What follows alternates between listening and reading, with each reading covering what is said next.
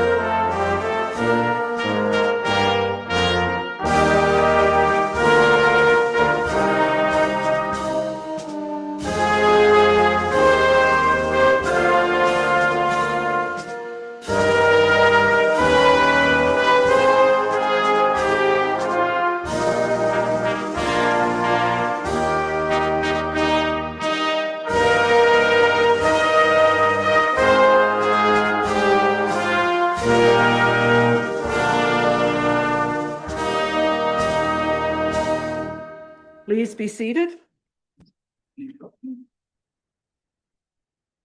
We'll begin with the roll call. Mayor Sue Patterson, Present. Deputy Mayor Warren Dickert, Present. Councillor Harold Fleet, Present. Present. Councillor Dave Hawking, Present. Councillor Carol Hudson, Present. Councillor Brandon Cable, Present. and Councillor Susan Sackle has sent her regrets. Thank you, Vicki. Before we continue with the agenda, I would like to, on behalf of council, staff, and the entire town of Hanover, I want to acknowledge the heartbreaking tragedy in Tumbler Ridge, British Columbia. We extend our deepest condolences to the families who lost loved ones and to every member of the Tumbler Ridge community. I also acknowledge the frontline emergency responders who answered the call with courage, professionalism, and compassion. Tragedies like this shake the very foundation of a community. Yet in these moments, we are also reminded of our shared humanity. Community is not defined solely by place, but by care, responsibility, and love we hold for one another. Tumbler Ridge, we stand with you, and we hold you in our thoughts. The land acknowledgement. As we work toward reconciliation with Indigenous people, we begin our meeting today by respectfully acknowledging that we are situated on the traditional territory of the Anishinaabe Nation, the people of Three Fires known as Ojibwe, Odawa, and Potawatomi nations. And further give thanks to the Chippewas of Saugeen and the Chippewas of Nawash, now known as the Saugeen Ojibwe Nation, as the traditional keepers of this land. So welcome to our regular meeting, our regular council meeting for Tuesday, February 17th, 2026. Good afternoon, council, staff, guests, the viewing public, and the media. Council, does anyone have a disclosure of pecuniary interest or a conflict of interest? Deputy Mayor Dickert. Thank you, Your Worship. I would disclose an interest in item number 13.1 as I serve on the vendors board. Thank you. And of course, if you should realize you do have a conflict during the meeting, you may declare it then. Item 5, we do not have any agenda additions or deletions, so we'll move right into our delegations. And 6.1, we have Tara Davis here. She is the chair of the Ontario Building Officials Association. Welcome, Tara.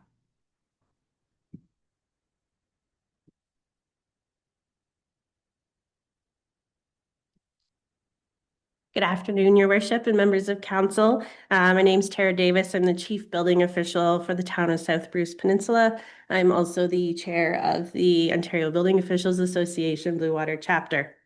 I am pleased to be here today to present the Blue Water Chapter's Eugene McAdam Memorial Award to Andrew Wilkin. Eugene McAdam was the Chief Building Official for Grey Township and served as the Chair of the Grey Bruce Chapter and area, now known as the Blue Water Chapter. This award was established in 1994 on his behalf for his outstanding contributions to the chapter and is presented to a chapter member that displays service and commitment to the Blue Water Chapter. We would like to present this award to Andrew for his commitment and contributions to the Blue Water Chapter. As Vice Chair of the Blue Water Chapter Executive and a member of the Builders Forum Committee, Andrew consistently ensured that the best interests of our members were at the forefront. His supportive, to the point, and down-to-earth attitude fosters trust and respect within the chapter. Andrew also played a major role in organizing and hosting the annual Blue Water Chapter Builders Forum here in the town of Hanover. This event brought together over 100 building officials, designers, builders, contractors, engineers, and architects. Andrew, congratulations, and thank you for your dedication and leadership to the Blue Water Chapter. I think we could all agree that Don Tevard would be proud.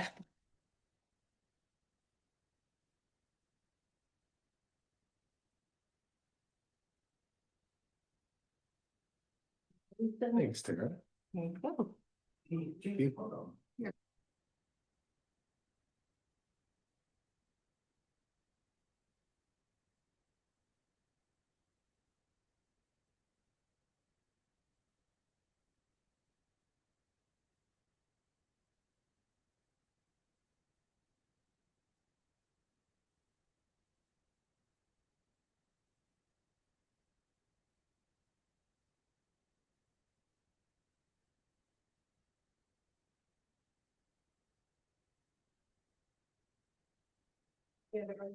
Thanks, Tara. So, thanks, Tara. I just want to say on behalf of the town of Hanover and with deep appreciation from all of us who benefit from your service, thank you for everything you do and congratulations on this well-deserved recognition.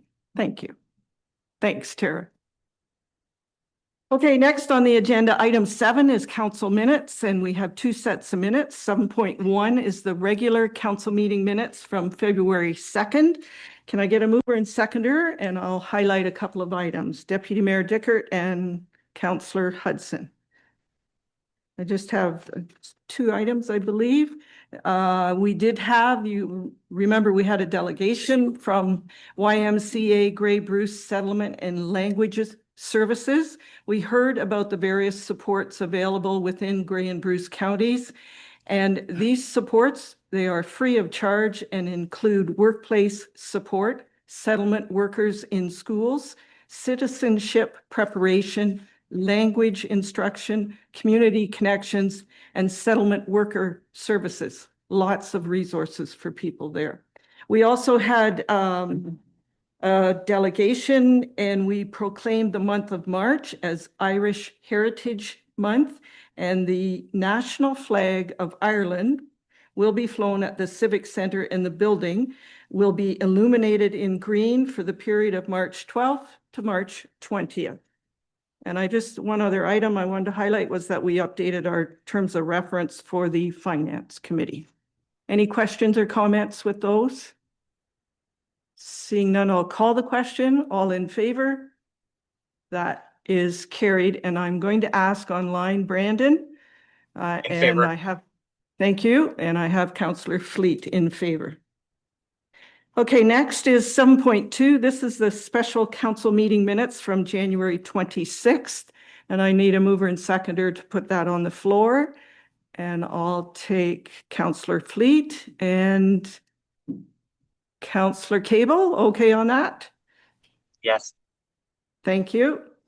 So that meeting, you'll remember we had Robert Voigt. He's the senior planner for JL Richards, and he provided an overview with the key pillars of the Hanover Downtown Plan. Any questions, comments? All in favor? And online? Thank you, Councillor Cable, and Councillor Fleet is in favor. That is carried. Item 8, business arising from the minutes. We have a notice of motion that is brought to us from Councillor Dave Hawking. And Dave, I'm going to assume you will move that. And I need a seconder, Deputy Mayor Dickert. And Councillor Hawking, I'll let you read your recommendation. Thank you, Your Worship. I'm just went back through my notes and I just want to reiterate this as a precursor. This is from July 2019. I am so pleased that the town has joined other municipalities in recognizing that cultural resources play a significant role in the growing of local economy and secondly, enhancing the quality of life. I predict that the cultural plan will serve as an impetus to establish Hanover as a strong promoter and leader of the arts. Another outcome of the cultural plan process will be the establishment of a committee committed to promoting the arts. As an economic driver, businesses associated with the creative economy relocating in Hanover, they do so because they tend to gravitate to communities with a strong arts influence. So having said that, my recommendation is, whereas culture is a cornerstone upon which vibrant, resilient, competitive, and creative businesses are built, whereas there is a commitment to support the growth and diversity of cultural activities and offerings in Hanover, and whereas Hanover's cultural fabric will continue to flourish because of the diversity and independence of its non-for-profit community, like creative industries and a wide range of cultural consumers. And whereas the diversity is welcomed as a source of strength and as of inspiration that is celebrated by Hanover residents, whereas cultural awareness and understanding will be the hallmark of community development and decision-making in Hanover, and whereas recognition exists of a strong organizations that support artists, support creators in order to drive the quality and perception of cultural value within the community. Therefore, be it resolved that the staff be directed to prepare a report with respect to the Cultural Roundtable Subcommittee so that it is reinstated as a committee of council with a council appointee. I am open to any questions. Thank you. Any comments or questions? And none online, so I will call the question. All in favor of directing staff to prepare a report? 1, 2, 3. Councillor favor. Fleet is, thank you, Councillor Cable, and Councillor Fleet is in favor. That is carried.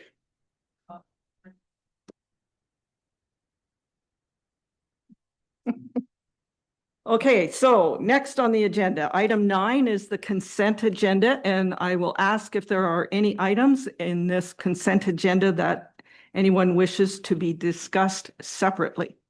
Deputy Mayor Dickert. Thank you, Your Worship. I'd like to pull item 9.2. Thank you. Is there anyone else?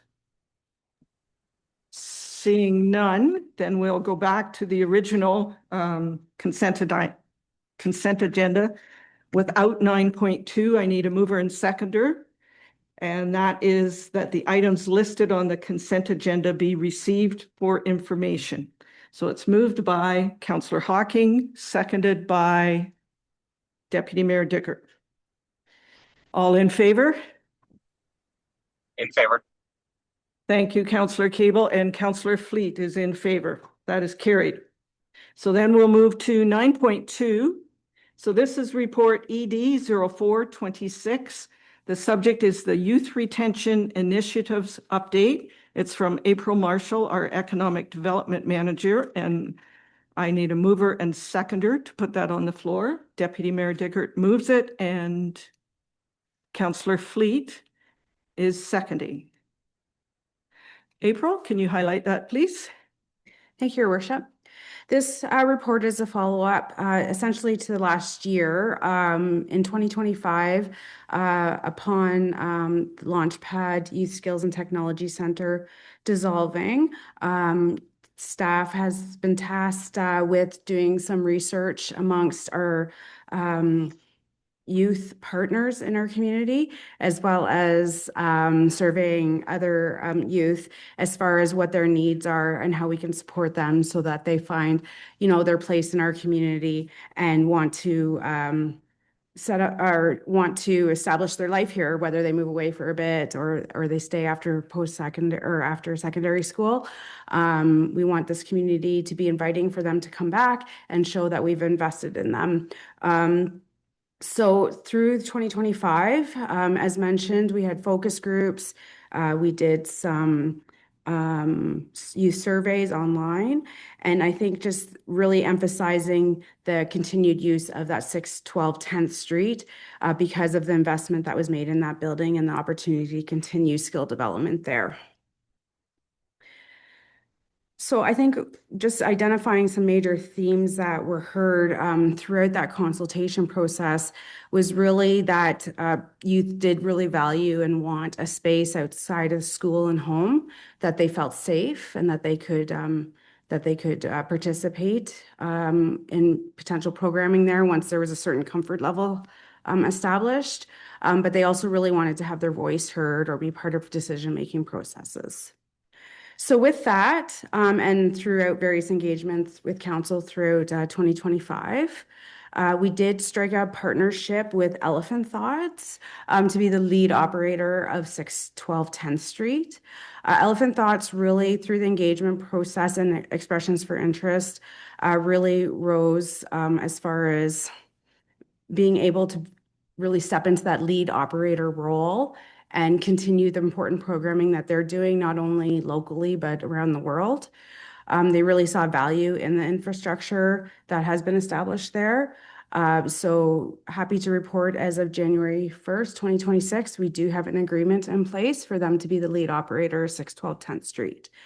So through these first parts, through this first part of 2026, I'm sure people are eagerly anticipating what's going to come. So you're going to see some activity there. There's already cars parked in the parking lot and people wondering what's happening. But there's some work being done inside. There's some upgrades being done, some organization, and soon the signs will be updated accordingly as well. So we look forward to seeing that all transpire. Really working towards the spring, April, May, to launch their programming there. There is a certain amount of programming happening just with respect to the existing cohorts that they have out at the Riverstone Retreat in West Grey. They have been bringing them in to use the culinary kitchen, but that's programming that has already been established. But we will see in the spring their full programming for this 6, 12, 10th Street facility unroll. And we will be keeping you updated on that. Council will be invited in to see the space once it's ready, and we'll have a celebration. And we can also plan to hear quarterly updates moving forward as far as what the engagement process is, what programs are being served or being delivered, and seeing the impact of this partnership and investment moving forward. We do have, as far as funding goes, as we have previously discussed, essentially Elephant Thoughts is a cost recovery model that they will be taking ownership of the finances of this building. So there is limited impact to the town of Hanover's financial budget. Outside of that, and upon further consideration, as far as how youth can have a voice in Hanover, the idea to further our retention and expansion campaign, which is, I have retention expansion on my brain, attraction and retention campaign, HIP, Hanover's Innovative People Program. We are launching the HIP Apprentice Municipal Youth Challenge this year, and we're doing that in collaboration with JDSS, our secondary school in Hanover. This has really been a good timing and place thing. The idea kind of was presented to the school, and they are super excited about it. So we're looking forward to see how this rolls out this year. So essentially, what we're doing is a bit of a pitch competition for youth. They're being delivered certain municipal challenges that I have worked with the leadership team here to develop. so that there's fair representation of what our needs are, where youth voice is important, with the promise that we will implement those recommendations that are brought to us, should they be feasible, and address the challenges that we have established. So essentially, the kids in grades 9 to 12, there are 3 classes that have been identified to date. They are being presented the challenges. They're each class, they're going to pick their challenges. The teacher is going to work with the classes in groups, and do it as a bit of an internal presentation first as part of the curriculum. And then they're going to establish winners out of each of those classes, which are then going to come to the formal HIP Apprentice Municipal Youth Challenge, in which we'll have judges and we'll have a report to vote on, and they'll do a presentation as well.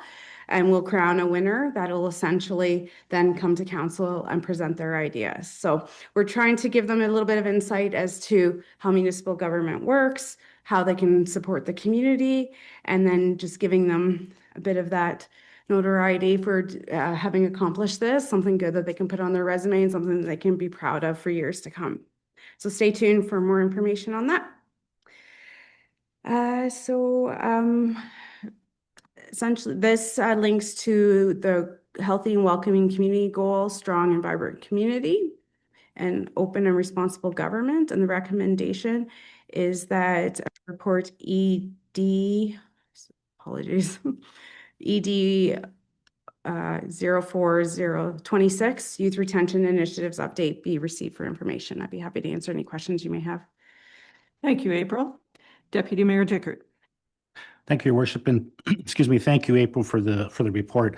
I don't have anything, well, I shouldn't say I don't have anything. I just want to compliment you on the work that's been done here. We've kind of tossed this issue around over the last year or two as far as our youth retention activities, and I think this is just an excellent way of moving forward. The HIP Apprentice Municipal Youth Challenge sounds like a really exciting and engaging opportunity for the youth to learn a bit about municipal politics and all of those things, and to feel a part of the community. What I've been able to gather about Elephant Thoughts, they seem to have a good background and an experience in dealing with the youth and offering them the types of things that they're looking for. And I think that the quarterly report that we can look forward to from Elephant Thoughts, the actual partnership certainly puts the expertise to do this type of project into the right court. And I think that it's just good news all the way around. It checks all the boxes of maybe not all of them, but most of the boxes of the items that were brought to our attention from the survey work that was done. So I, again, just want to congratulate. I think it's a great step forward. Obviously the proof will be in the pudding type of thing, but I think it's certainly going in the right direction. And thank you for all your work on that. Councillor Hudson. Thank you, Your Worship. And yes, I would like to just echo Deputy Mayor's thoughts on that. Wondering if you can expand a little bit on what is happening now with the Riverstone Retreat being part of the Elephant Thoughts. What's going on right now with the culinary kitchen? What is it that they're actually doing there? Through your worship, the Riverstone Retreat will stay as is. There's no impact as far as them setting up operations in Hanover. Essentially, they don't have that culinary kitchen at the retreat to the degree of what is available at 612 10th Street. And there might be, I just don't know if that investment can be made at that location, from what I'm hearing, without getting into too much detail. So that the availability of having the culinary kitchen, which is one of their primary programs, available to them within a short driving distance of the Riverstone Retreat, is what has been very attractive to them. So the cohorts that they have coming out of the area, they're staying at the Riverstone Retreat. They're doing other skill development activities there, but then they're traveling into Hanover for the culinary aspect to utilize the kitchen. And I'm sorry, I've totally breezed over a really important point too, that the intent of Elephant Thoughts at the 612 10th Street as well to further engage the community is to have a market. So in the old, like the event space at the back with the roll-up doors, what we're going to see is a market or bodega, as they call it, set up there, so that all of the products that are created through the culinary program specifically, but I'm sure maybe others as they get going as well, will then be sold to the public, and then therefore creating that social enterprise model so that the money that they make can go back into the programming. And just doing a plug for Elephant Thoughts as well, they are looking for further catering opportunities too. So, yeah. That is all good news. Thank you. Okay, any other comments or questions?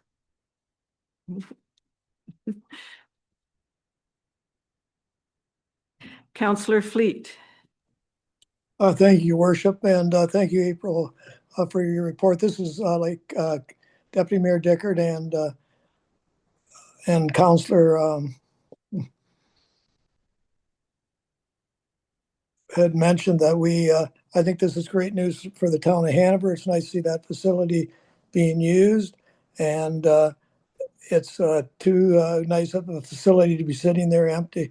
So I think this is great news for our youth retention, and I just want to thank you for all the work you put into it. Thank you.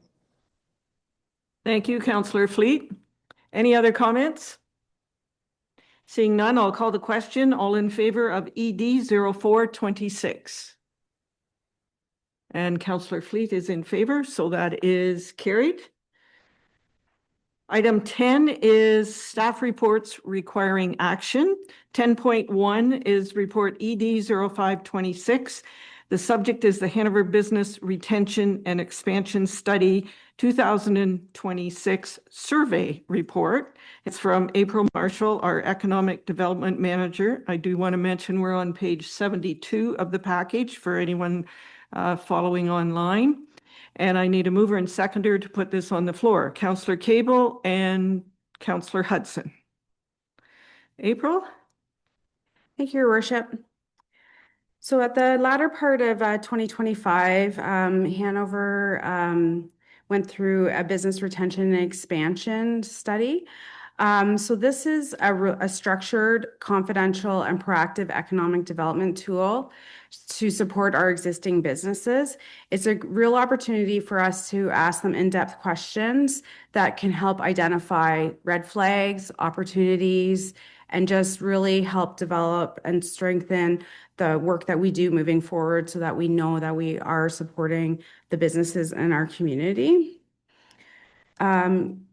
With that, as mentioned, this study was conducted from approximately July to October 2025. We had 61 responses, and this is for the 2026 report. Hanover had previously we have a very good history of implementing these reports. They were also done in 2009, 2015, and a recovery report in 2021. So we do have 15 years of data from our business community that we can use to analyze trends and, again, seeing opportunities moving forward. With the 2026 most recent business retention or BRNE study being conducted between August and October 2025, we had 61 businesses respond to the survey. There were a broad range of sectors and business sizes and stages of operations. So these results really provide that valuable insight that we are looking for that aren't just necessarily sector focused. However, there were some manufacturing questions that were added to the end of it just to get a little bit deeper into manufacturing, especially as it relates to workforce and supply chain. So just really high level findings so far, or key findings as we'll call them. So who responded? The business community is dominated by locally owned single location firms. That is 75% of respondents are identifying as that. Owners and operators, business owners being operating in the business are the norm. The owners are 85% of owners are directly involved in the business. And again, really, we have a great representation from our leading sectors in Hanover, which includes retail, personal and professional services, construction, manufacturing, healthcare, and accommodation and food services. We have a mature business community. Nearly 70% of respondents have operated for more than 11 years, and over a third of them for 35 plus years. Most of our businesses rely on local, 46%, and regional, 42% markets. And 38% of respondents identify as a part of an equity-seeking group, most commonly women-owned businesses and youth-led enterprises. So key takeaways from that business section is that Hanover's economy is anchored by long-standing, locally rooted small businesses with deep community ties and a strong stake in long-term stability. As far as the business climate goes, business confidence is generally stable. 69% report no change in attitude towards doing business in Hanover over the past three years. And also 69% rate Hanover as a good or excellent place to do business. Our business community of these responses show strong community support, quality of life, and local leadership contributing to the positive perceptions. Emergency services, recreation, and parks are consistently rated well. Some of the key challenges affecting the business climate include workforce availability. That seems to remain one of the top or most significant concerns. And as we delve a little bit deeper into that, it's really those skilled positions, or they're just not those generalized positions. There's skills or special education that is needed. Housing affordability is affecting both owners and employees, whether it be some affordability or availability. Another big key trend is land and building availability. A lot of our businesses are noting, though, that they could expand, but it's being limited by the availability of land or buildings to grow into. And also, as we can relate, infrastructure and operating costs are frequently cited pressures, such as utilities, internet, cellular phone service, the cost, but also the availability, especially as it relates to cellular phone data, as I learned through this process as well. So some of the key takeaways from that is that Hanover offers a supportive environment, but structural constraints, especially labor, housing, and space, limit business confidence and future investment. As far as business intentions go, for future plans, 36% of our businesses did note wanting to expand in the next 18 months, while 45% expect to remain the same size. Again, often citing that market uncertainty, workforce limits, or space constraints, rather than lack of ambition or anything like that, or any reasons like that. Very few anticipate downsizing, relocation, or closure. Expansion is constrained by the cost of growth and access to financing, availability of suitable land or buildings, as we discussed, some approval timelines and regulatory complexity, and that difficulty finding those qualified employees. Noting that succession planning has also come up. A small but notable group are considering retirement or sale, but a lot of them are not noting having a formal succession plan, which can be concerning because we don't want those businesses to silently close. That's a real economic opportunity for us to ensure that our businesses remain open by supporting our businesses through that succession planning.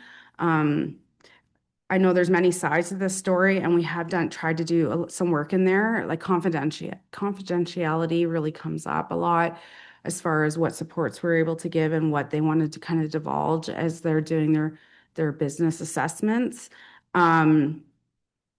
but there is opportunity there. It's just finding the right fit of how we can get in there at the right time and offer those supports. So that work is ongoing.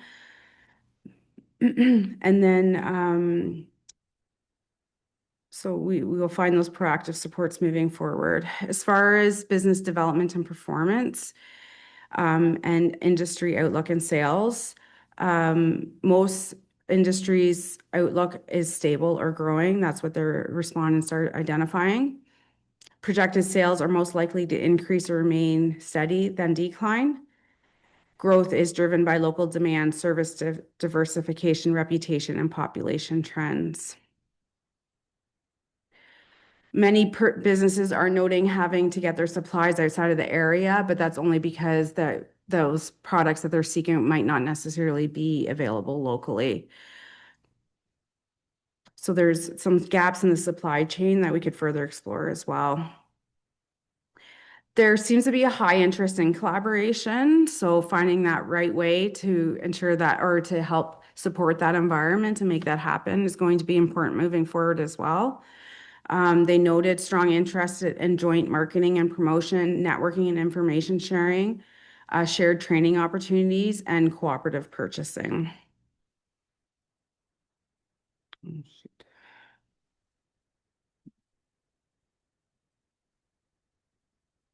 Apologies, I'm trying to go paperless and now this is jumping on me. So as far as community development goes, we are seeing strengths, noted strengths for Hanover being there's the central location within the region is a high strength, and we still have that small town character and sense of community. Overall quality of life was noted very highly. Again, I know this is just reinforces things that we're already hearing. Again, that limited availability of land, that housing piece, the transportation and connectivity piece, and just that visibility and awareness amongst our local businesses and our residents as far as what we do have to offer, and then therefore seeing that support transpire. 39% of businesses report increased sales from community events, but others note limited impact depending on the business type, hours, or customer base. So overall themes for the BRNE seem to be that stability, there's stability with constraints. Businesses are very committed to Hanover, but face limits related to labor, space, and cost. Workforce and housing seem to be connected and linked. Labor challenges cannot be addressed without housing solutions. Growth interest exceeds growing capacity. Many want to expand but lack the conditions to do so. And that succession risk is emerging, as we just discussed. An aging ownership base without formal plans poses that long-term risk for us. And lastly, collaboration is an opportunity. Businesses are open to working together if structures and supports exist. So just doing a very high-level analysis of previous BRNE reports, the business climate and confidence, we did see positive and durable but normalized from 2009 high. So in 2009, we a very high 93% rated the business climate good and excellent. 2015, it remained positive. And in 2026, 69% rate, good, excellent, which is solid, but off that 2009 peak. Growth and tensions, consistent expansion cohort. Again, 2009 recorded very high, 47 businesses planning to expand. That has trend throughout, especially in 2021, we saw that through the recovery process. And in 2026, 36% of respondents planning to expand. So again, showcasing that evidence of persistent growth ambition across all plans and cycles. That land and space approvals and costs has always been flagged throughout all the reports. So we know we're working on that, and those conditions will improve moving forward. And again, workforce seems to be signaled throughout all of these reports as well. So it just seems like whatever the different conditions are through at the time, there's different impacts, but they can all kind of be summarized within those sections. Especially related to downtown, I just really wanted to highlight too, I think the downtown work we are doing is very timely, and the findings of this report do support that as well. We are hearing some infrastructure improvements that want to be seen as far as maybe some enhanced signage, accessibility, cleanliness, parking, and snow and sidewalk conditions consistently seem to be raised. So I think we need to spend a little bit more attention on those issues through this report, but then also by finding that opportunity for them to collaborate, get excited about something and work together, it will really support our downtown efforts. And again, just furthering our collaboration and succession work are noted throughout all reports and are very timely as well in this one. So as far as next steps go, what we would like to do is continue these conversations. I don't see this report ending at this. This is the whole report that's attached to this report to council. With all the findings. But to further this a little bit more and taking those key trends is further engaging the business community to really find what those actions are moving forward and how we can best implement them. So we did start on February 11th. I attended the Chamber of Commerce breakfast and did present some findings as far as this report goes to chamber members about some of the trends specifically related to chamber functions, and got a little bit of input from them through that process. We just did a little bit of a dot sticker thing on some paper so that they can identify to us where they think we should be putting our priorities. The Economic, Tourism, and Cultural Development Advisory Committee is also hosting a breakfast meeting on February 27th, where all respondents from the survey are invited to attend, where I will be presenting some of these findings and again, getting some input from them. And then this will also be taken back to the committee for further refining and input so that we can come back and really have included those wholesome discussions and feedback as far as what our priorities are moving forward. So I do want to ensure that our business community is aware of that February 27th event and do invite them to attend that as well. And again, of course, this information will all be going towards the downtown plan work for consideration in that as well. So there are no direct financial implications associated with this report. The recommendation is, let me go back up.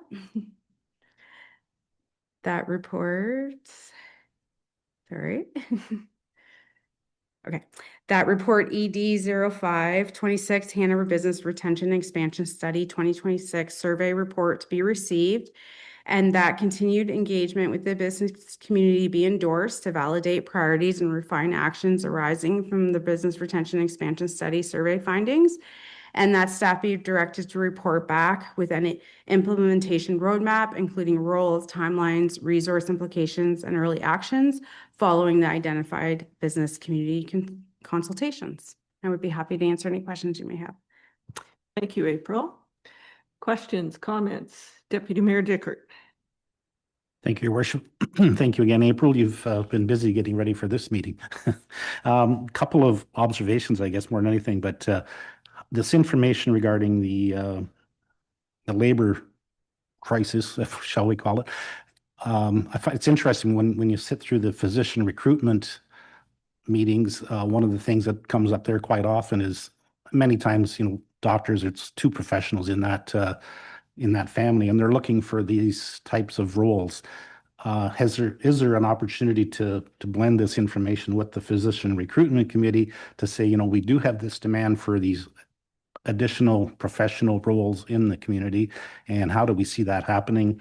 And further to that, we just recently signed the Team Gray Memorandum of Understanding for RecDev, and where does Team Gray fit into helping us address some of these challenges? I'll start there. So yes, that's a great idea about the physician recruitment, because you're absolutely right about that. We often hear that, one spouse may be coming here for an opportunity, but the other spouse isn't finding what matches their skills. I would just note that this is an education process with employers as well. We have received this feedback, but just knowing through Saugeen Connects work that we do with workforce development and via the county, planning job fairs and things of that nature. I think there's an opportunity for our business community to really showcase a better understanding of what roles are available and not necessarily only when they are available. I think there's just a bit of a disconnect there as far as when we know what these jobs are being promoted, how they're being promoted, and then being able to provide that linkage. So that's something that we are continuing to work with employers on. And we will continue to investigate further. So I do like that recommendation. If we can get in line with doctor recruitment, I think that would be a really good start. And I think we really need to start to do some profiles on what these higher skilled positions are. So again, just that information is more readily available and we know exactly what employers are looking for and essentially when. And then, yes, as well, through the Grey County Memorandum of Understanding, this will be something that I will be bringing forward to that group. As we noted, we will be identifying work plans on an annual basis. And I know Investment Attraction is leading those efforts right now as far as the county level goes. But I also know that they're now supporting with the YMCA, the regional job fair to come back in March that will be held in Owen Sound. So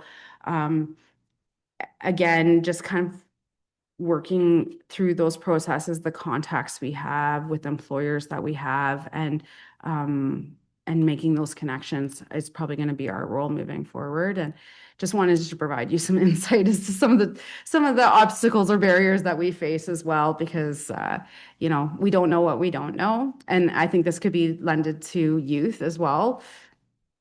We know there's opportunities locally, but is the community aware? Like, how do they access this information? And if we can create that bridge or help support that, that's an opportunity for us. Yes, thank you. One of the things that we hear frequently is about, especially in the retail sector, the presence of online shopping and all that.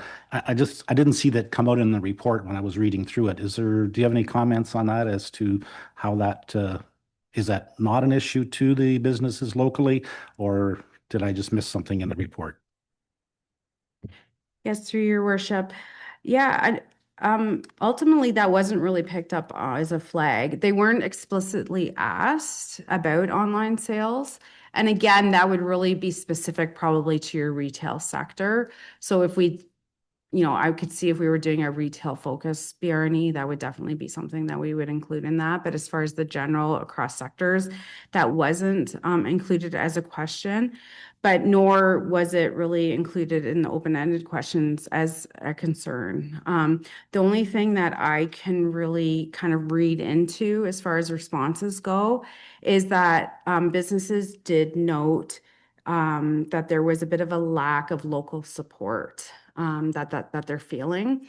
And I think that can be contributed to those traditional brick and mortar stores, maybe not seeing the business that they would like to see from our local residents, which could therefore be then being contributing to that could be because they're buying online, right? Although it's not being said in those words, I think that's something that we could read into that a little bit more, but I think it also is just a condition of life, these days, or the economy these days, and our businesses have had to pivot.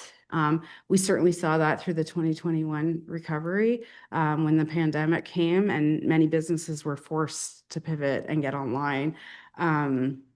So I think that has really changed things, but yeah, it didn't come out noting from these respondents. It wasn't a high note that was a leading concern. Councillor Hawking. Thanks, Your Worship. Great report, April. I just want to make sure that I've got this correct. So you received responses from a total of 61 businesses. How many businesses received the survey? Oh, through your worship. It was open-ended, Councillor Hawking. We promoted it very widely. We promoted it publicly. And I would be remiss right now if I didn't mention some people that really lended a lot of support. So I would like to thank our Economic Tourism Cultural Development Advisory Committee members that stepped up to help promote, which would be the former member Steve White, Georgina Barlow, and Councillor Susan Sacco was very instrumental in boots on the ground and getting out there and promoting the survey. We also had a summer student, Erica, in addition to myself. So we were very proactively out there asking for interviews, promoting it where we can, and 61 responses is the result. Okay, so from your position, is 61 like 80% of the businesses in town, or I'm just trying to figure out this data, which is excellent. Does it reflect the majority of the businesses? Does it reflect the minority? And I'll wait for that, and then I have another question.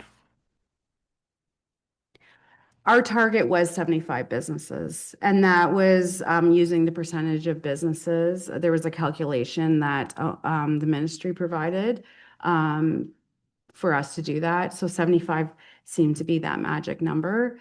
And unfortunately, we were just, we were hitting a barrier getting to that number. We were promoting the survey heavily for 6 months and providing an electronic option if they didn't want to meet with us in person. And again, another sign of the times, I think, is survey fatigue. I know that's the best way for us to get a lot of our information, but we also know our business owners are very busy in their day-to-day, and they're wearing many different hats within their organization. So getting their time can prove to be a little bit difficult at times. So we totally respect their time, and those that were able to contribute would have liked to have seen some more. But I think we did end up closing the survey because we still did feel like we had a good sample base to run the reports from. Okay, thank you. So that's relatively good. If you sort of keyed on 75 and you got 60, I think that's a pretty good return.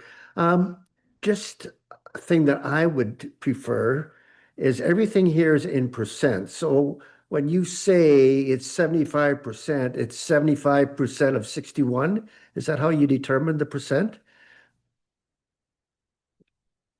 Through your worship, this is where it gets a little bit funny when you're analyzing these results, because the respondents had the ability to skip questions.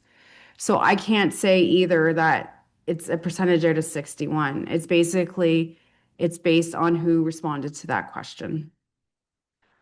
So then I'm just thinking that on the business maturity, you said over 1/3 have been in operation for 35 years. If I take 60 businesses and I look at 35 years, that means there's 20 businesses in this survey that have been at it over 35 years. And I agree that succession should play a very, very important part, because some of those folks will be considering retiring. Am I correct on that observation? Yeah, so actually you can see on page 5 of the report, which is, I'm sorry, I don't know what it is in your council agenda package. But there is, how many years has your business been in operation in our community? So you're right, over 35 years is 36%, which equates to 21 respondents. Yeah. Yes. So this report now goes to your Economic Development and Tourism Committee, and you go through this and just do a little analysis and implement it with some proactive suggestions, correct? Yes, just building off the key themes. Just want to narrow in on our focus and develop some actions out of that we can set into our strategic outlook. Other comments or questions? Deputy Mayor? Actually, just to follow up to Councillor Hawkins' one point, the number of businesses that may have been in business for 31 years doesn't mean there hasn't been a son or a daughter take over that business. So some of them may actually be, actually new in the business. It may not be that we're that close to hitting that wall. Yes, through your worship. So we asked two questions in relation to that. One was, how many years has your business been in operation in the community? So that was the business as a whole, no matter who the owner was. And then we furthered that by saying, how many years have the current owners or owners been operating the business? So over 35 years then dropped down to 17%. And followed by 11 to 25 years at that 41%. Okay, anything else? It's an excellent report. A lot of good information in there to not only guide you, but also to guide council. So, all right, I will call the question. All in favor of ED 0526. And Councillor Fleet is in favor online, so that is carried with everyone in the council chambers. Thank you. Item 10.2 is report CL 0226. The subject is use of municipal resources for election campaign purposes policy. It's from Vicki McDonald, our manager of legislative services and clerk. And I need a mover and seconder to put that on the floor. And I'll take Councillor Cable and Councillor Fleet. Vicki?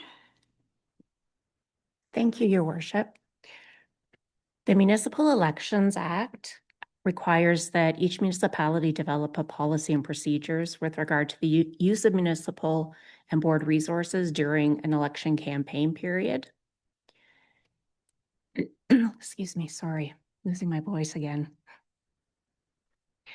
So in reviewing our current policy, which is ADM 015, it was originally created in response to the Municipal Elections Modernization Act in 2016. And that is what required municipalities to adopt rules on the use of municipal resources during elections. So the purpose of the policy update is aimed at strengthening the integrity and fairness of the election process. It provides clear guidance for candidates, staff, and third-party advertisers and others. And it also updates the language to incorporate more up-to-date technological terms. It ensures clarity, consistency, and inclusivity. The legislative requirements are outlined in the Municipal Act, Municipal Elections Act, and municipalities are also required to ensure that municipal resources are not used for provincial or federal elections as well. So we have restrictions in terms of use of municipal resources in that respect as well. The key principles is that the use of any municipal resources, which includes money, goods, or services for election-related purposes, are strictly prohibited. And safeguards are put into the policy to ensure that the freedom of expression while maintaining fairness is protected. It prevents municipal resources from providing any advantage to candidates or to those supporting or opposing a question on a ballot. It allows members of council to continue to perform their duties and represent their constituents. So it's not going to impact your current role in council. Sorry, I'm like April going paperless. This is a challenge sometimes. And it also ensures that election-related information remains accessible to the public, but with the content being approved by legislative services. So as part of the policy, there were relevant definitions added and expanded. further identified and clarified those persons that the policy applies to, as well as those items or services that are considered municipal assets. And I'm not going to go through all the changes incorporated in the policy. Those were pretty clear. They were redlined. If anyone has any questions about those, I can answer them. There are no financial implications related to this report, and the link to the strategic plan is open and responsible government. The recommendation is that report CL 0226, use of municipal resources for election campaign purposes policy, that's a mouthful, be received, and that council approve the amended use of municipal resources for election campaign purposes, policy number ADM-015 as presented. And I'm happy to answer any questions. Thanks, Vicky. Are there any questions or comments? Pretty straightforward. Okay, I will call the question. All in favor of CL 0226? All in favor in the chambers, and Councillor Fleet is in favor. That is carried. All right, item 11 is committees of council minutes. Councillor Hawking. It's not pertaining to our policy. It just pertains to Grey County. And I'm wondering if you know of if Grey County is doing like other counties where they're running information sessions for people who are interested in running for office for the first time. And if not, if you could take that message just to them to consider it. Thanks. At the present time, there aren't any sessions planned for individuals that are looking to run for council for the first time. A lot of our websites are going to have information for potential candidates and first-time electors. So some of those are already, they already have them established for some municipalities. We do not yet. That's something we're currently working on. Sure. But certainly if anyone has questions about resources that are out there, AMO is an excellent resource. They have their election information for candidates that are interested, or someone that is interested in becoming a candidate in the 2026 municipal or school board elections. Is that information on our website? It is not as of yet. Okay. I am hoping by the end of this month that our website will be updated with that information, but certainly anyone can contact our offices if they would like. Okay, thank you. And I believe all of council receives the AMO emails. So you would have received a notice that AMO has free webinars for anyone wishing a first-time candidate. And I think even re-election. So it's out there, and if anyone in the public wants information, you can contact Vicky or town office or one of us. So, okay, on to item 11, committees of council minutes. We have 2 sets of minutes, and I need a mover and seconder before I ask for the highlights. Councillor Cable and Councillor Hawking. So the first one, 11.1, and we are on page 124 in the package. This is the Parks, Recreation and Culture Advisory Committee minutes. Councillor Hudson, please. Thank you, Your Worship. Parks, Recreation and Culture met on Wednesday, January the 28th. We started off the meeting with a delegation from the Hanover Community Players. Very informative. We learned a lot about the different areas where they're looking for volunteers, and some of the things that I was not aware of was that they look for volunteers to be script readers. So that was an interesting thing. They also have now acquired a space at the flea market where they have room for storing of all of their props.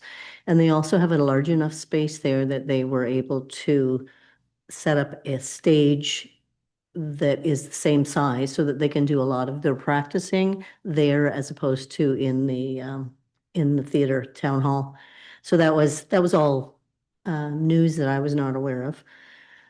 We followed that with an update of the 2026 capital budget, followed by a question arising from the minutes about inquiring about the new park that would be developed on the corner of 14th and 24th Ave. I think they call it the Avenue, the facility or the building there, and whether it would be maintained by the town, and it will not be maintained by the town, but the company that is developing that property. Other items that we discussed and direction led were the draft sponsorship policy, to see if there was any changes needed for some of the sponsors within the building of the P&H Center as well. And so that sponsorship policy was presented as amended and followed up with committee members roundtable. Some of the conversation was about installation of signs at the parks, bench replacement program, which is being worked on, and starting blocks for the pool. And then just a reminder of the downtown plan public meeting at the community hall. And that the Carriage House Event Hall will soon be having a grand opening, so watch for details of that. And then meeting was adjourned. Thank you. Of course, if there's any questions or comments, just speak up, please. Councillor Hocking, you have a question? Yes, thank you, Worship. So I had the pleasure to substitute for Deputy Mayor Dickard, and as I've said before, it was a great experience. This is the Age Friendly Advisory Committee I'm making reference to. There's a couple of updates, and because this meeting happened in January, a lot of the items mentioned in here have already taken place, but I'm going to highlight a couple. 7.3, the Age Friendly, was presented by community or committee members. And I just want to highlight this. I guess this just supports the idea of this committee receiving an award provincially for its outstanding efforts in the community. So the Hanover Active Aging Expo, which has happened before, is going to be scheduled in the Carriage House Event Center on Tuesday, March the 24th, 2026, from 12:30 p.m. to 4 p.m. So if you've got your calendar right now, mark it down, because it'll be outstanding. It's a free admission. At 1 o'clock, they have Linda Crawford, a keynote speaker on health and well-being. She is a dynamic speaker with 25 years experience. At 2 p.m., we have Jenna Wilkins speaking on ageism. There's live music from He Said, She Said. There's trade shows, and I'm not sure about this, but I think at least 30 businesses have responded. I know the invitation's going out, and if it's like anything that we've done in the past, it'll be something that you should attend. So again, write this date down, March the 24th, 2026. You're going to see the brand new Carriage House Event Center, which I have also attended, and it's awesome. So there's a double whammy for you. I did mention that the committee has received an age-friendly recognition, as did the County of Grey, and I think Her Worship received that award at the recent Roma conference. Let's see, what else? The outdoor rink, well, it's now open. Well, that's, shows that these minutes are a little out of date. This committee got a SALC grant, and I have no idea what that acronym stands for, but it's a really cool grant because it allows them to, put on the tees and have events there, and they're going to use some of that money to a monthly newsletter similar to the Senior Star, but in a digital version. So I'd be open, and I would encourage any council member who hasn't attended one of these meetings, because as a council, you just read the minutes. You don't get the flair, the passion of these committee members. I found it really, I was really glad that Warren went away, so I could attend. No, and in all seriousness, it is an outgoing, it's a subcommittee, I guess, of the rec advisory, but at least the staff who run this committee are associated with the rec department. So kudos to them. I look forward to seeing all of you on, again, March 24th. Time 12:30, and there's free music, no, some free foodies and music. So and the speakers will be outstanding, the exhibitors will be outstanding, the venue will be outstanding. So see you there. Very good. Just SALC is Seniors Active Living Community, and they applied for a grant. Yeah, I should have known that, right? No, we have a lot of acronyms. So any questions or comments? All right, so that was the last set of minutes. We had two sets of minutes, and the motion is moved by Councillor Cable, seconded by Councillor Hawking, and it is to receive the information and approve the recommendations contained in the minutes that were just highlighted. All in favor? Councillor Fleet is in favor, and everyone in the chamber is in favor, so that is carried. Thank you. Item 12, we have a closed meeting.